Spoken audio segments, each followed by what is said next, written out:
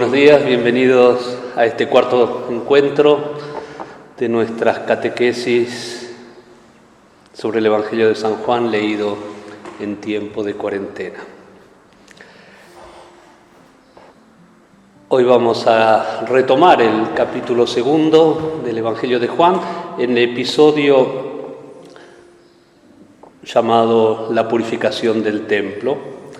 Es el capítulo 2 del versículo 13. Tienen la Biblia a mano, así que vamos a leer el texto. Este es un episodio conocido. Nosotros normalmente lo leemos con una mirada narrativa, es decir, lo interpretamos al pie de la letra, como que Jesús se enojó con los vendedores de animales, con los cambistas de moneda, porque habían convertido la casa de su padre en un mercado y los echó a latigazos. Esta es una lectura narrativa, ¿sí? La narración, prestamos atención a la narración, pero dijimos que Juan tiene una intención más profunda. Volvamos a nuestro abanico, ¿se acuerdan, no? El mensaje primero es el de Pablo, sencillo, contundente, podríamos decir, o sea, que dice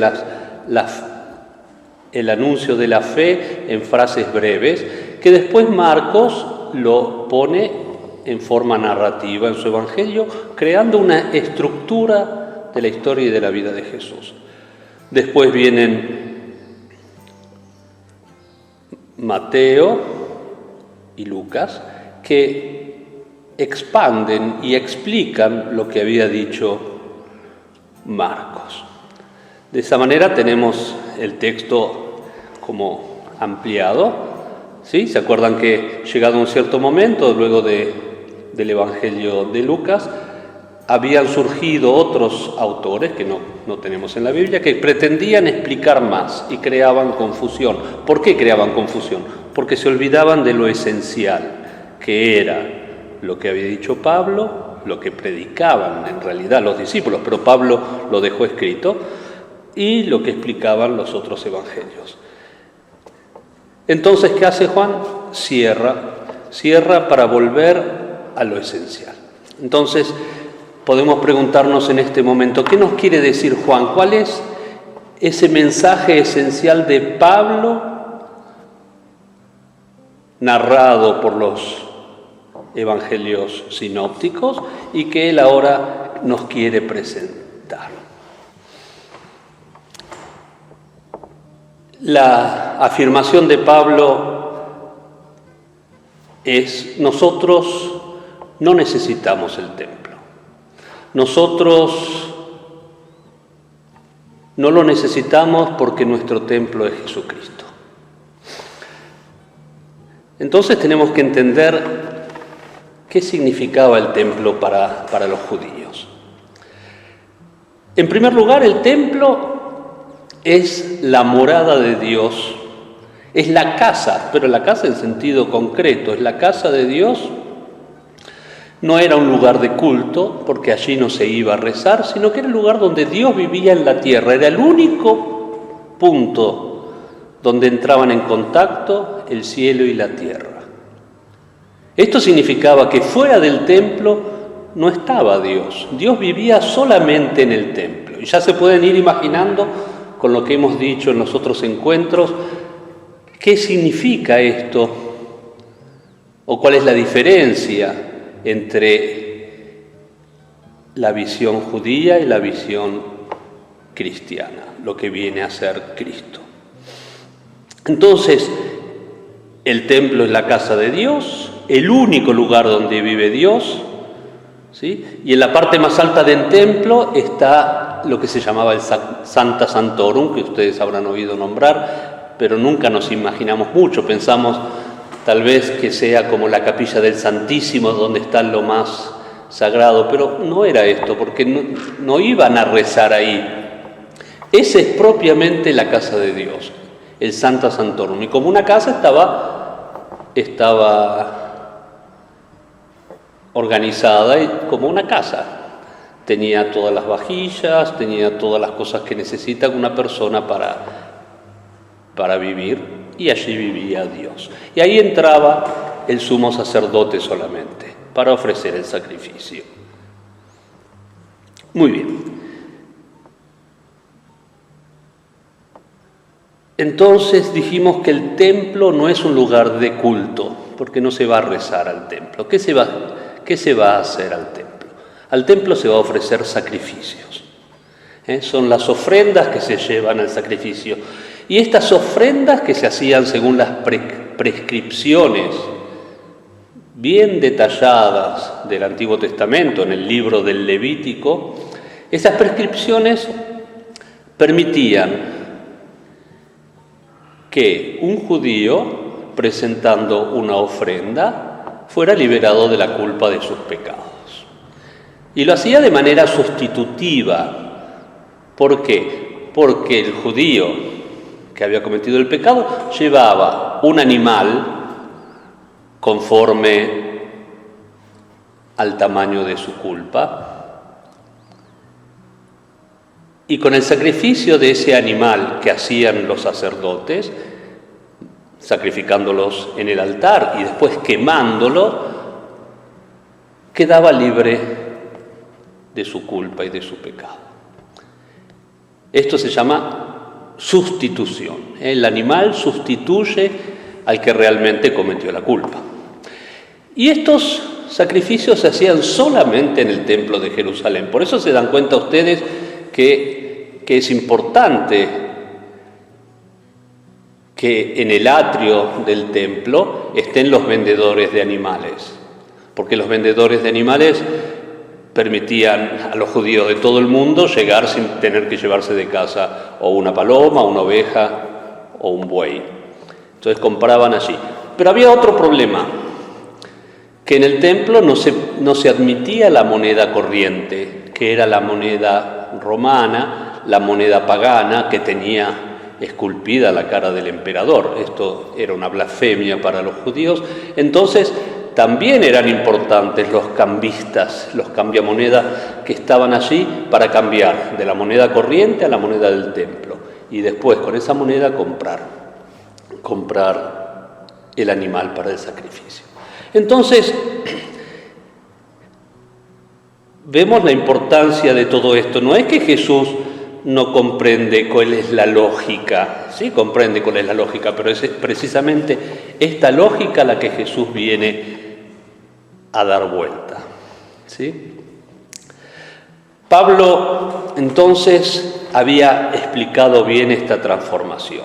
No necesitamos del templo porque nuestro templo es Cristo. La imagen de Cristo como sumo sacerdote, como altar y como víctima. Él resume todo. Es el templo, el sacerdote, el altar y la víctima. Y después lo vamos a encontrar más desarrollado en la carta a los Hebreos. Marcos, Mateo y Lucas retoman esta afirmación de Pablo y la ponen en manera narrativa, porque ellos también cuentan este episodio de cuando Jesús expulsó a los judíos, a los cambistas y a los vendedores de animales del templo. Pero no quedaba claro el sentido. Parecía que el sentido fuera el narrativo, que Jesús se enojó con un santo enojo y se puso a echar a la gente a latigazos. Juan retoma esto porque él quiere explicarlo de manera que quede claro para todos. Y para hacerlo agrega una nota al final de su narración.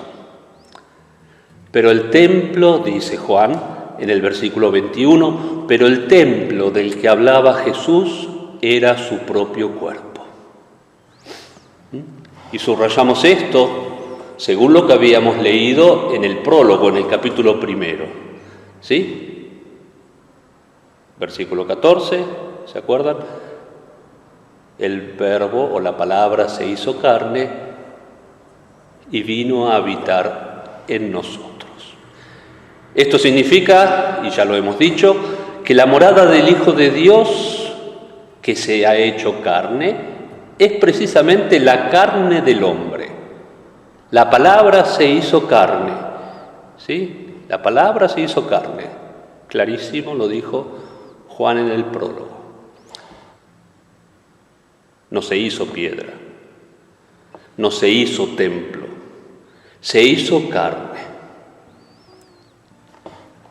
Y ahora lo dice, lo mismo que había dicho en el prólogo, lo dice más claramente. Dios habita en la carne, no en el templo. Esto es lo que nos viene a decir Juan con este episodio. Por eso hay que entenderlo bien.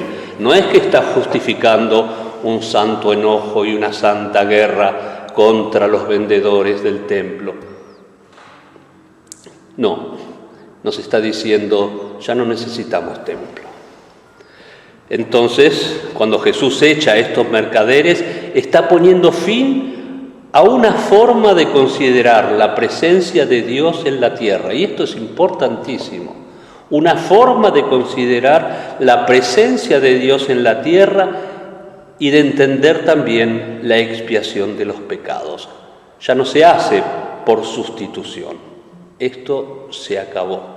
Cristo puso fin a esta manera de entender el perdón de los pecados. Juan está diciendo entonces, alto, no tienen necesidad de toda esta estructura, ni de los sacrificios, ni de los animales, ni de la expiación, porque el Verbo se hizo carne y el Verbo habita en la carne, habita en toda carne. Y esto es una consecuencia de la encarnación.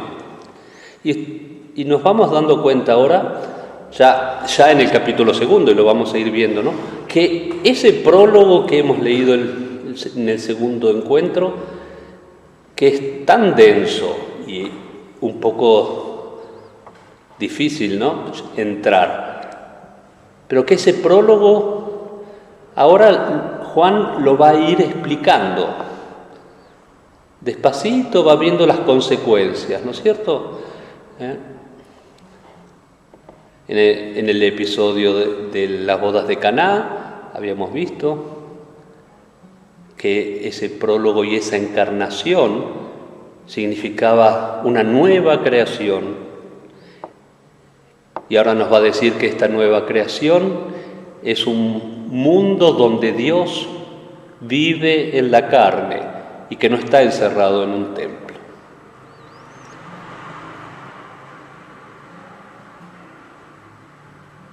En la primera carta a los Corintios, en el capítulo 3, si quieren buscarlo, en el versículo 16, Pablo dice, ¿no saben que ustedes son el templo de Dios y que el Espíritu de Dios habita en ustedes? ¿Se dan cuenta, no?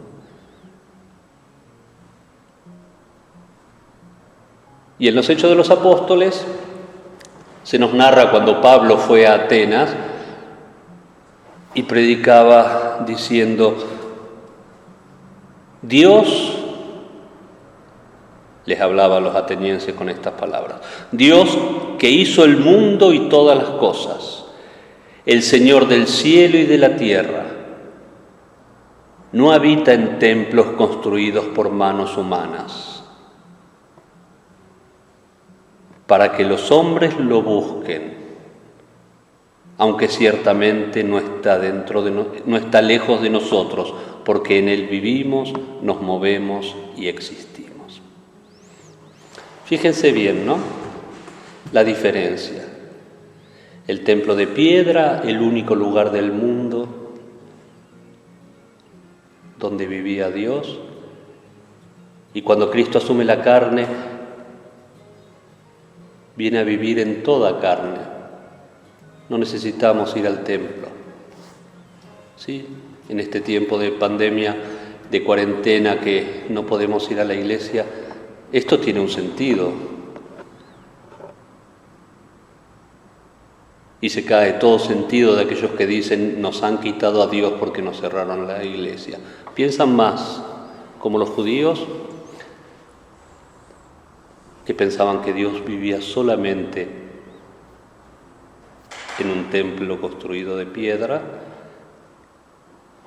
que como Cristo, que como Juan, que nos dice, atención, Dios no está lejos de ti, porque vive en tu corazón, porque sos templo del Espíritu Santo y porque también ese que pasa a tu lado es templo del Espíritu Santo y Dios habita en él.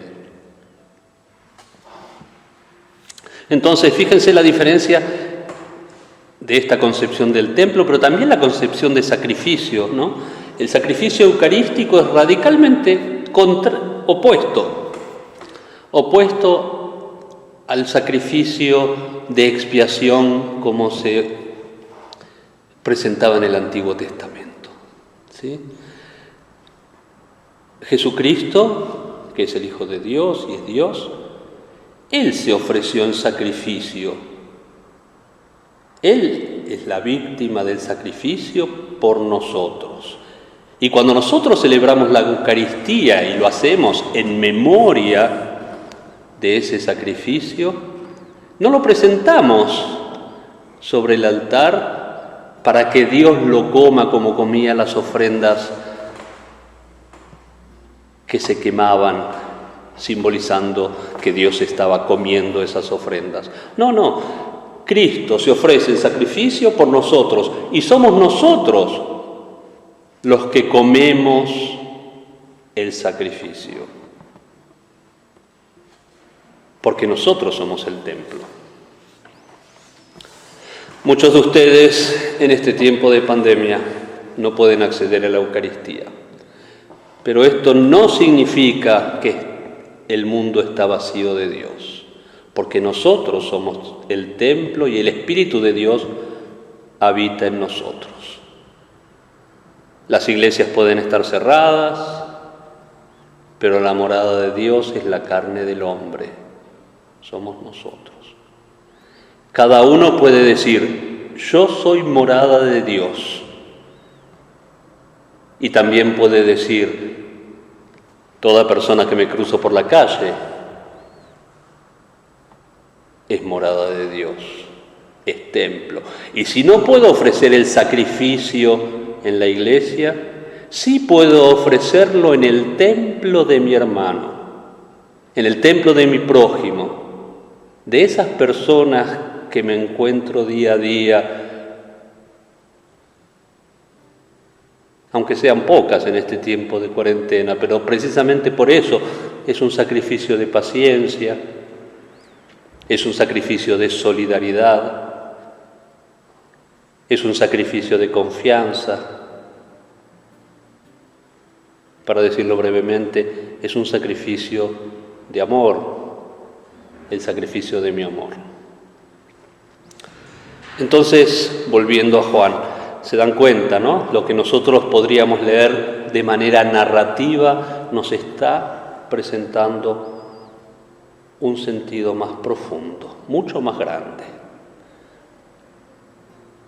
Jesús expulsa a los vendedores y a los cambistas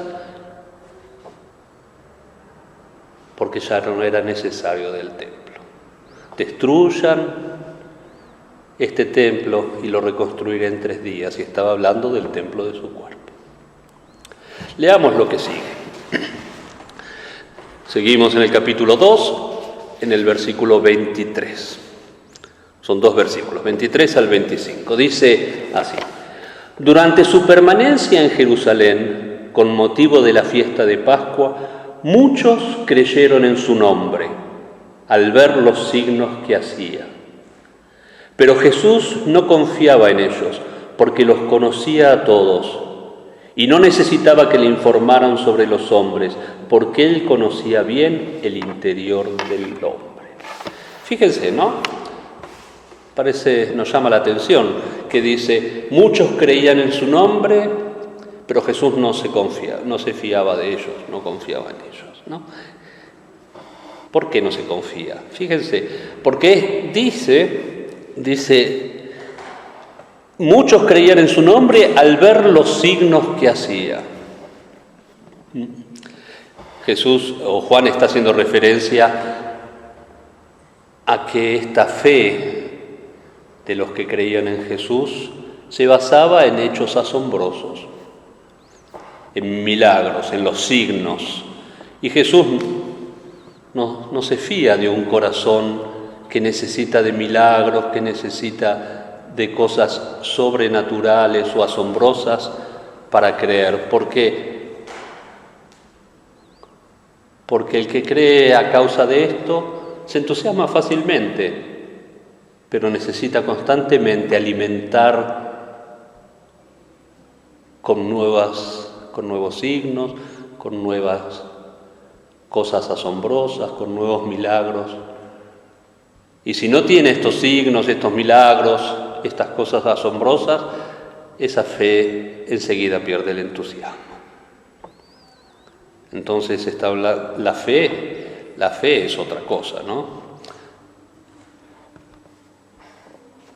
Poquito después vamos a encontrar a Jesús hablando con Nicodemo y habla precisamente de la fe, de una fe plena, no de la fe de quien anda necesitando signos y milagros, sino la fe que significa un renacer,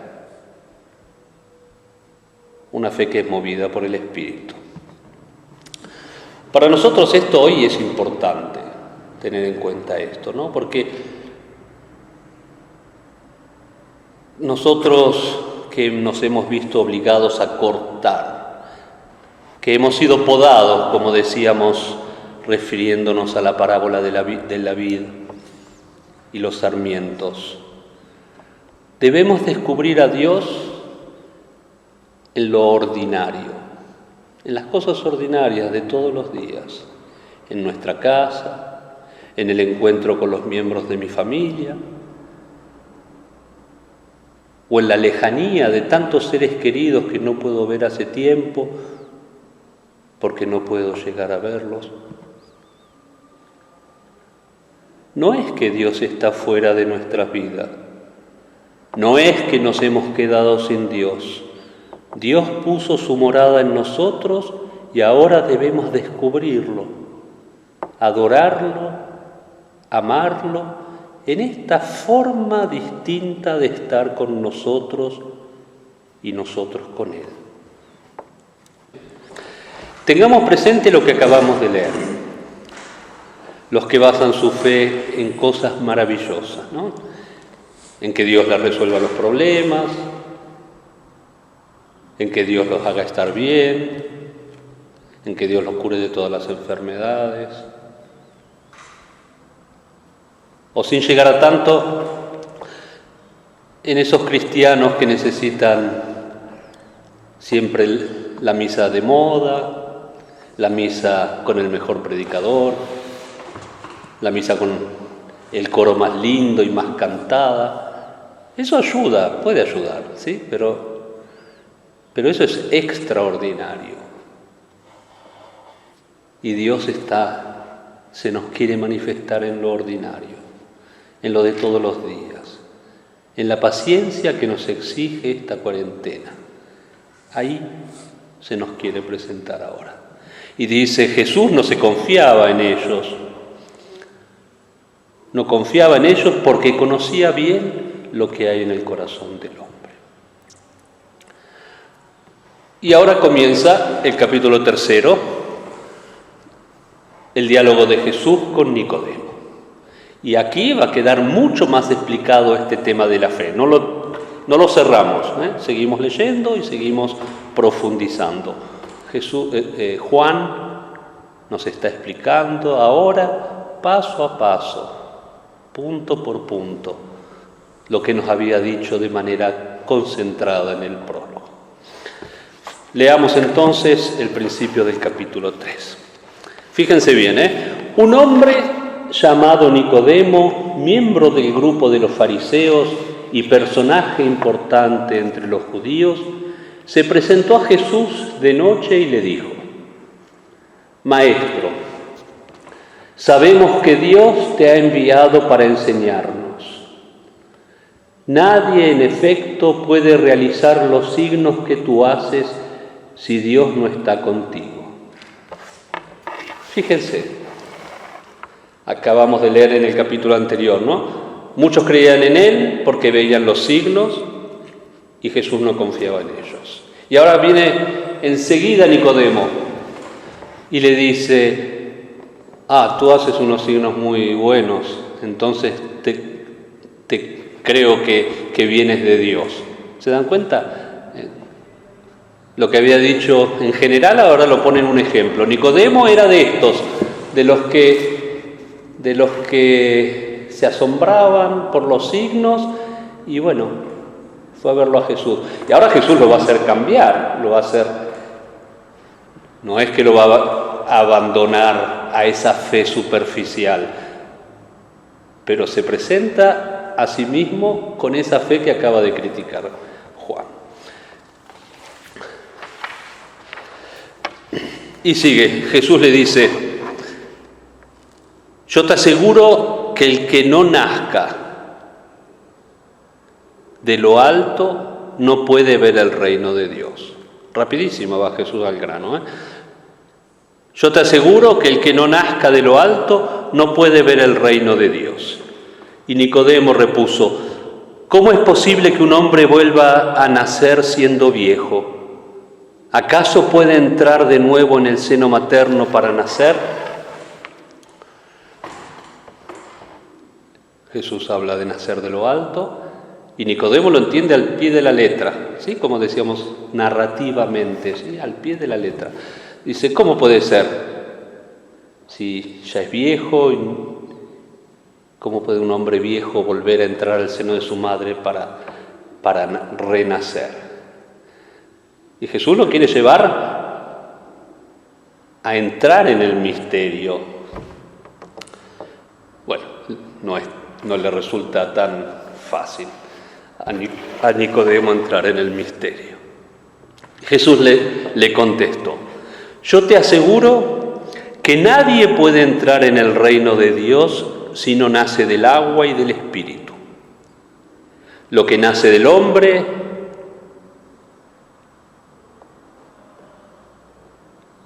es humano, lo engendrado por el Espíritu es espiritual. Que no te cause pues tanta sorpresa lo que te he dicho, tienen que nacer de lo alto. El viento sopla donde quiere, oyes su rumor, pero no sabes ni de dónde viene ni a dónde va. Lo mismo sucede con el que nace del Espíritu. Otra vez, para entender estos versículos, tenemos que volver al capítulo 1. ¿Cuál es este nacimiento de lo alto del que está hablando Jesús? No es una obra de los hombres, ¿sí? Primero aclaremos esto. No es que yendo a misa todos los días o sintiendo la acción del Espíritu en mi corazón, voy a renacer de lo alto. No es una obra de los hombres, es obra de Dios. Y ya Juan nos habló de esta obra de Dios, del nacimiento de lo alto en el capítulo 1, en el prólogo, cuando habló de la encarnación. El Espíritu ha hecho que la palabra de Dios, el Hijo, no por mérito nuestro, por obra del Espíritu, se hiciera carne en el seno de María. Jesucristo dice que la salvación no se puede realizar si no se nace de lo alto. Y esto sucedió una sola vez, hace más de 2000 años, cuando el Hijo asumió la carne de todos los hombres. ¿Qué es este nacimiento de lo alto? Ha sido un regalo de Dios. Cuando nos dio a su Hijo, que se hizo hombre en el seno de María. Y nosotros participamos de este misterio. Entonces, Juan lo que nos quiere decir es que Jesús quiere que Nicodemo participe conscientemente de este misterio. No por mérito nuestro, sino por obra de Jesús. por obra del Verbo que se ha hecho carne. Jesús se lo está explicando a Nicodemo. Nosotros ya lo hemos leído en el prólogo, pero Nicodemo no lo conoce esto. Entonces le tiene que explicar y lo tiene que introducir despacito en este misterio. Por obra del Espíritu Santo, Dios tomó carne de la Virgen y en María se hizo hombre. Y por esta encarnación todos hemos renacido. Todos, acuérdense del prólogo también, ¿no? Todos hemos recibido gracia abundante. No unos pocos, todos. Nicodemo, y nosotros también, debe comprender esta nueva realidad de la humanidad asumida por Cristo. Esta humanidad bañada en el Espíritu, que es el mismo Espíritu que hizo que el Verbo se hiciera carne. ¿Sí? No se trata de que la humanidad haga algo para renacer de lo alto. No, esto ya lo hizo Cristo. Él nació de lo alto y asumiendo desde lo alto la carne de todos los hombres por la acción del Espíritu, hizo que toda carne quedara sumergida en el Espíritu. Y aquí me van a permitir un paréntesis, porque yo me imagino que algunos tendrán una pregunta, y si no la tiene, se la voy a dar yo, la pregunta. Dijimos entonces que el Verbo asume la carne, y hemos dicho en los otros encuentros que por esta asunción de la carne que cambió la historia, toda carne es carne de Cristo. Toda carne, de todos los hombres, por esta asunción hecha por el Hijo. Entonces me preguntarán, entonces si todos son hijos de Dios, si el Espíritu Santo sopla donde quiere, y lo vamos a explicitar dentro de un momento, ¿qué es lo característico del cristiano? Si todos somos hijos de Dios, naturalmente, porque Cristo asumió la carne. Entonces, ¿qué es lo que nos distingue? ¿Qué es lo que nos distingue a nosotros que hemos recibido la gracia del bautismo?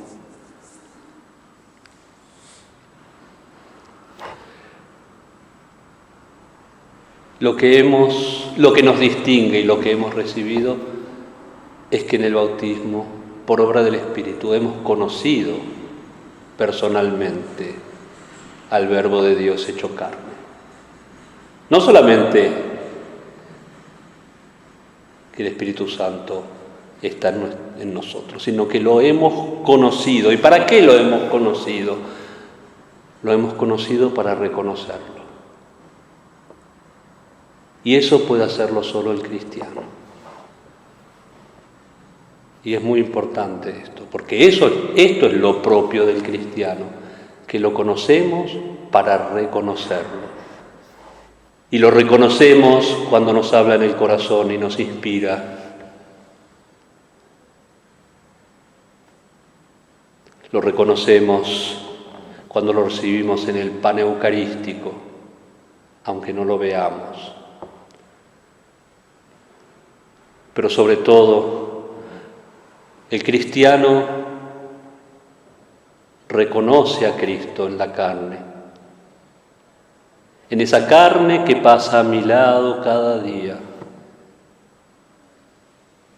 en esa carne del tipo que no me está simpático,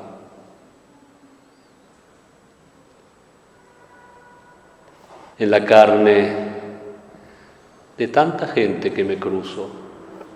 Y ahí está Cristo, porque es carne asumida por Cristo. Reconozco a Cristo y por eso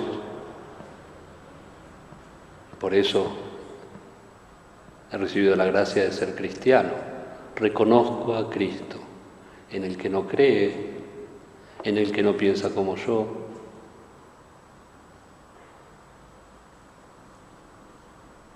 Esto es lo distintivo del cristiano. ¿Sí? Muchos hablan de Cristo, sí, pero el cristiano es como Juan Bautista, que primero lo anunció con palabras, pero después lo señaló y dijo, ese es el Cordero. Y ese que está ahí en el lecho de hospital es Cristo. Eso es lo que nos distingue. Y si no tenemos eso que nos distingue, es que no nos queda nada.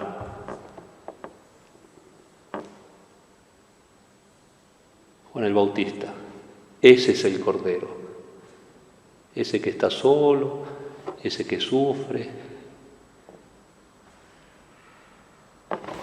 Volvamos a nuestro Evangelio de Juan.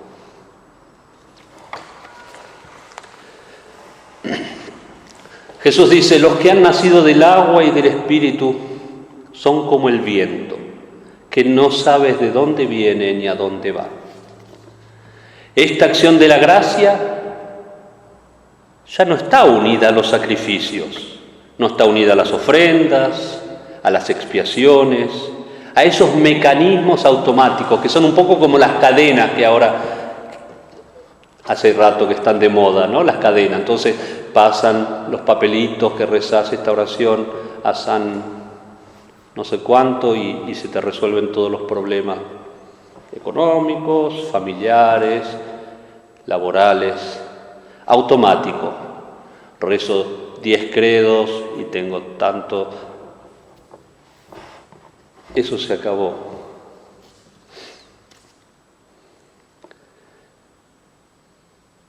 De su plenitud hemos recibido gracias abundantes y la hemos recibido todos.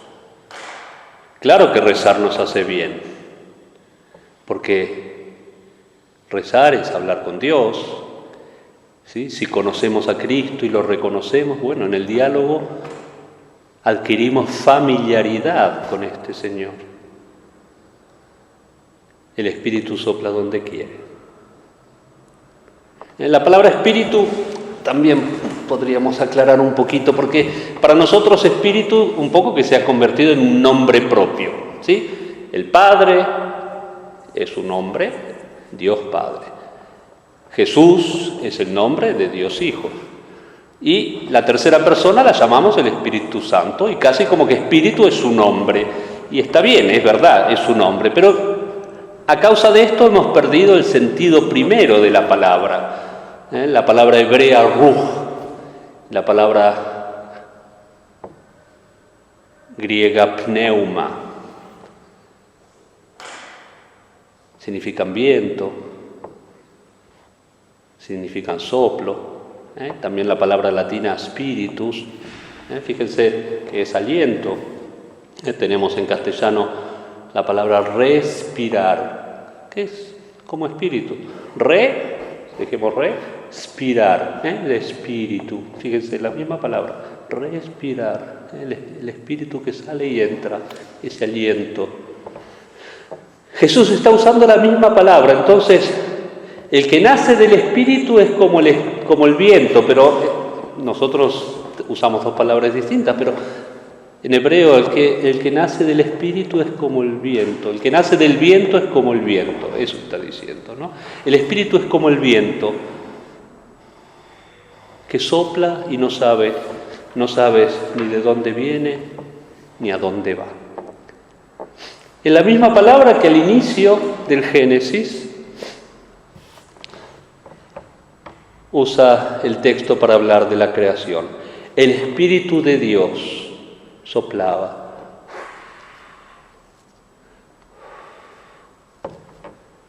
Sobre las aguas, ¿sí? Y engendraba la creación, y ahora está engendrando la nueva creación. De eso hemos hablado en el encuentro anterior. Y ahora Jesús nos está diciendo, pero atención, que este espíritu sopla donde quiere, ¿eh? No es un espíritu que lo tenemos enjaulado. El viento no se puede enjaular, se escapa por todos lados. Sopla donde quiere. Nadie le puede decir dónde debe soplar. Nadie. El Espíritu sopla entre los cristianos, ¿sí? Sopla entre los musulmanes, ¿sí? Sopla entre los que no practican la fe, y sí, sopla donde quiere. Nadie le manda que sople, ni nadie le manda que no sople. Sopla donde quiere. ¿Sí? Nosotros sabemos que en la Iglesia Dios actúa plenamente, porque lo dijo Jesús, y de eso estamos seguros, pero no sabemos. No podemos decir que afuera no sopla. Nosotros tenemos todo el Espíritu y afuera son todos unos condenados. Absolutamente no. El Espíritu sopla donde quiere. Hay una plenitud de la acción del Espíritu en la Iglesia, pero esto no es exclusivo, porque es una acción desbordante. Desbordante. Si le quisiéramos poner límite, le estamos negando que sea infinito. Y es infinito y desborda de la Iglesia. Y hay gracias que se transmiten más allá de lo que nos podemos imaginar. Porque la Iglesia no es la dueña del Espíritu, está guiada por el Espíritu. Pero el Espíritu sopla también fuera de la Iglesia, donde quiere. Y esto nos da una confianza enorme, no nos da miedo, ¿no? Nos da una confianza y una alegría enorme, porque es el Espíritu que transforma y que está haciendo la creación nueva. Acuérdense, la nueva regeneración. El Espíritu. Sigamos leyendo. 3:9. Nicodemo preguntó: ¿cómo puede ser esto? Y Jesús le dijo: ¿tú eres maestro de Israel e ignoras estas cosas?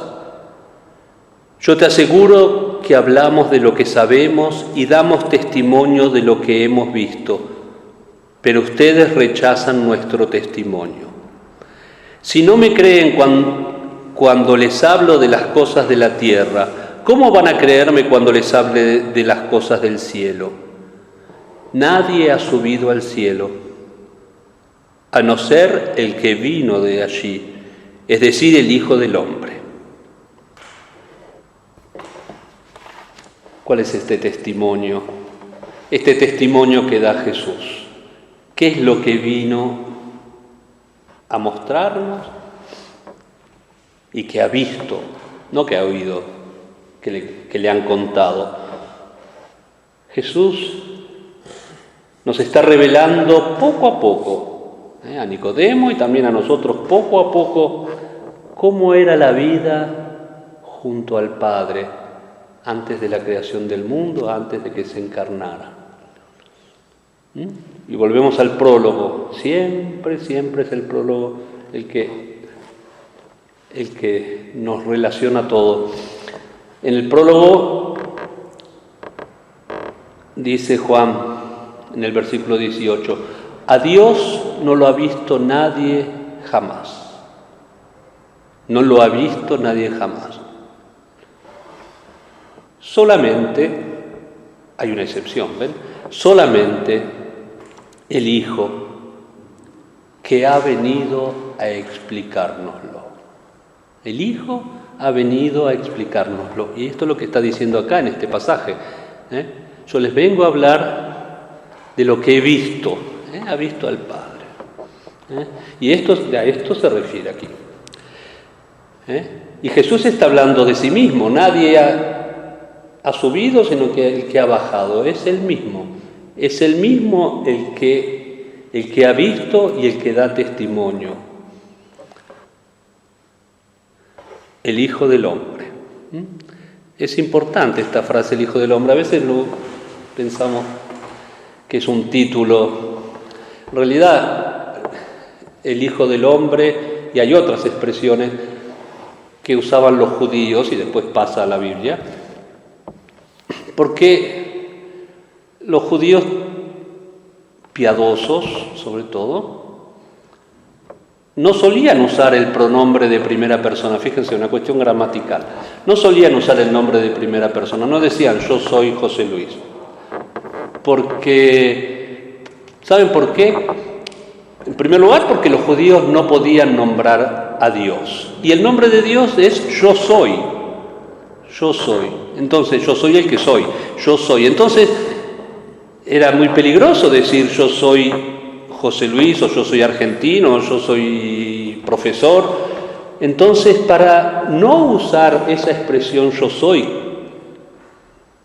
que podía sonar muy fuerte, porque por respeto a Dios no pronunciaban el nombre de Dios, yo soy el que soy, en hebreo Yahvé. Entonces, usaban otras expresiones, también sustitutivas. Y una de esas, Jesús la usa mucho, el Hijo del Hombre. El Hijo del Hombre no tiene dónde recostar su cabeza, mientras que las zorras tienen sus madrigueras. Otra fórmula la encontramos también en el Magnificat. La Virgen comienza el Magnificat diciendo mi alma canta la grandeza del Señor. Y esa expresión mi alma era otra fórmula sustitutiva. Yo canto la grandeza del Señor, pero para evitar decir yo, que era muy cercano al nombre de Dios, lo evitan. Y hay otras fórmulas, mis huesos. Bueno, y Jesús aquí dice el Hijo del Hombre. Pero es interesante que Jesús diga el Hijo del Hombre muchas veces y no siempre. Porque otras veces Jesús dice yo soy. Y cuando Jesús dice yo soy, los judíos, los fariseos se asustan. Porque ningún hombre piadoso decía yo soy. Y Jesús lo dice a propósito. Y dice yo soy el pan de vida. Yo soy la luz del mundo. Yo soy el buen pastor y tantas otras expresiones. ¿Se dan cuenta que Jesús, cuando quiere revelarse como Dios, dice yo soy? Y si no, dice el Hijo del Hombre. Por eso es interesante aclararlo, para darnos cuenta que cuando Él dice yo soy, está diciendo yo soy el que soy, yo soy Dios. Y por eso los fariseos se rasgan las vestiduras cuando Él dice, en el capítulo 8, ya lo vamos a ver de Juan, dice, antes de que Abraham fuera, yo soy. Muy fuerte, está diciendo yo soy Dios. Y acá dice, nadie ha subido al cielo a no ser el que vino del cielo, es decir, el Hijo del Hombre, es decir, yo, Jesucristo. ¿De dónde viene el conocimiento de lo alto? ¿De dónde viene el nacimiento de lo alto? De Jesucristo, que ha descendido y nos ha venido a hablar, a contar y a explicar cómo era la vida de Dios, cómo es la vida con Dios.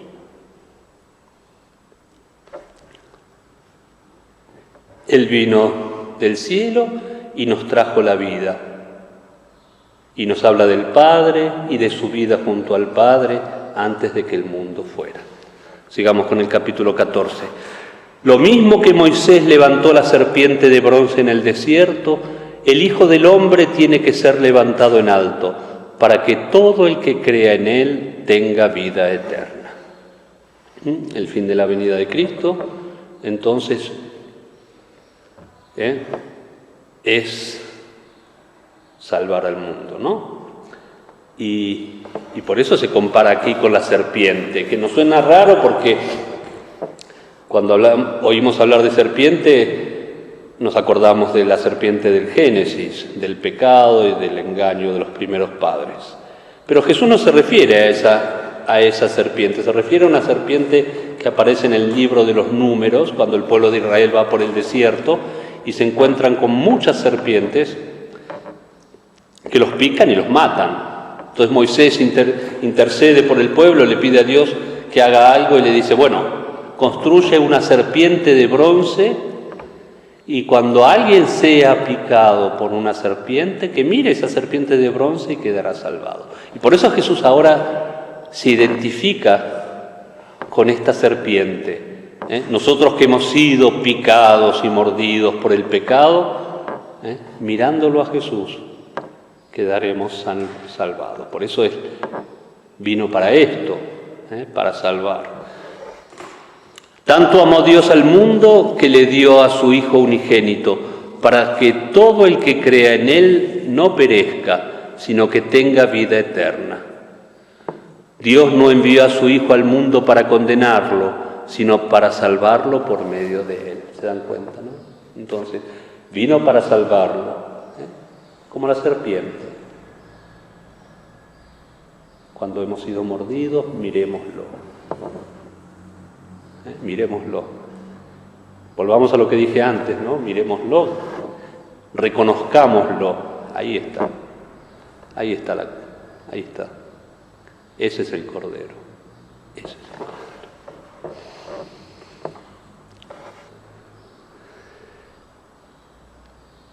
El que cree en Él no será condenado.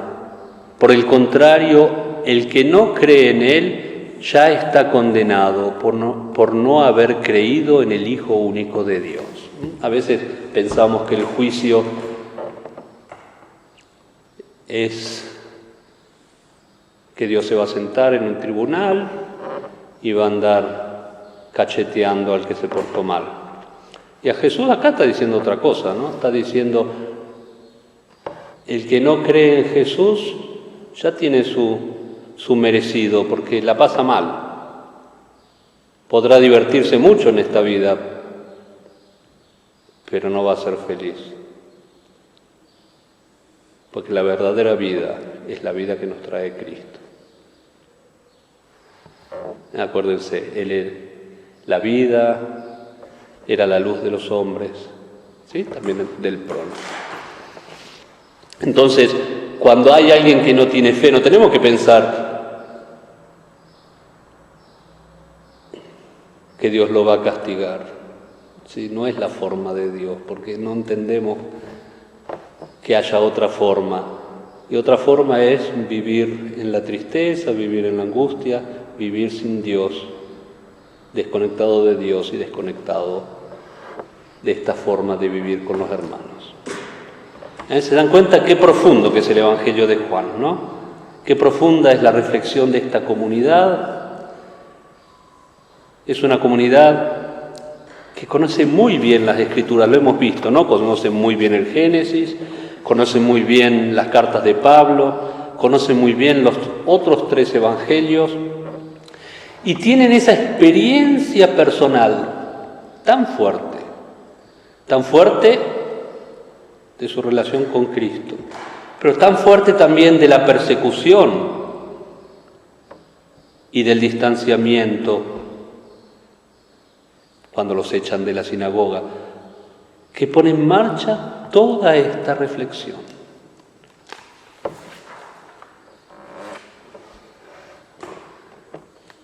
El motivo de esta condenación está en que la luz vino al mundo, pero los hombres prefirieron la oscuridad,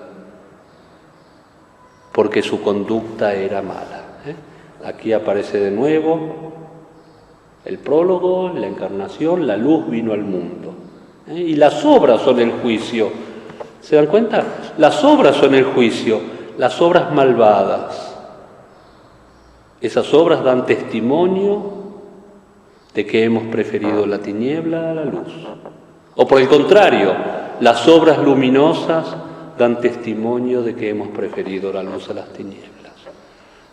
Todo el que obra mal detesta la luz y la rehúye por miedo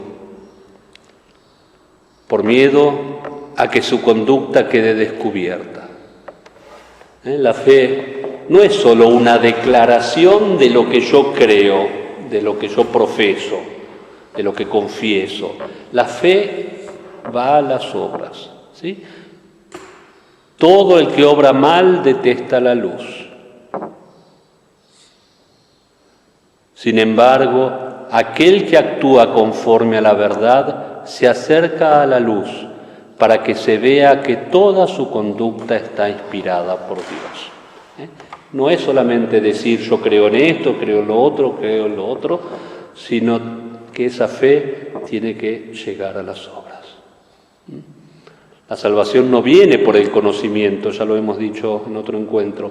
La salvación viene por el amor, que es lo central. En este tiempo de cuarentena y de encierro, prestemos atención un poquito más a nuestras obras. Pongamos a prueba nuestras obras. Tal vez alguno de ustedes piense que estando solo, encerrado en casa, le resulte difícil poner en práctica estas obras de la luz.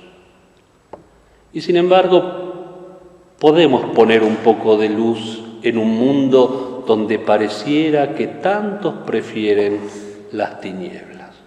Pongamos un ejemplo. Por ejemplo, podemos llamar por teléfono a una persona con la que no hablamos hace rato. Podemos reconciliarnos con alguna persona de la que nos hemos distanciado por cualquier motivo. Podemos tratar de sembrar amor donde haya odio o rencor. Son nuestras obras las que muestran si amamos más la luz que las tinieblas. En el Evangelio de Mateo Jesús dice: no todo el que diga Señor, Señor entrará en el reino de los cielos, sino el que hace la voluntad de mi Padre. Y antes había dicho: que brille la luz de ustedes, la luz, que brille la luz de ustedes delante de los hombres, de modo que al ver sus buenas obras den gloria a su Padre que está en los cielos. Esto es lo que ahora nos dice Juan. Hagamos la prueba. Mañana llamemos por teléfono a una persona con la que tenemos una relación interrumpida, por cualquier motivo. Llamémosla para saber cómo está en esta situación de pandemia, de encierro, una situación dura para todos. Y van a ver que brillará la luz en sus corazones y que esa luz iluminará a otros. Ustedes se van a dar cuenta de que se cumple lo que dijo Juan en el prólogo: vino la luz y la luz era la vida de los hombres. Si ahora hacemos brillar la luz, daremos vida, daremos esa vida y no nos arrepentiremos. Con esto me despido, hasta la semana que viene, les agradezco la paciencia, que Dios los bendiga mucho. Muchas gracias.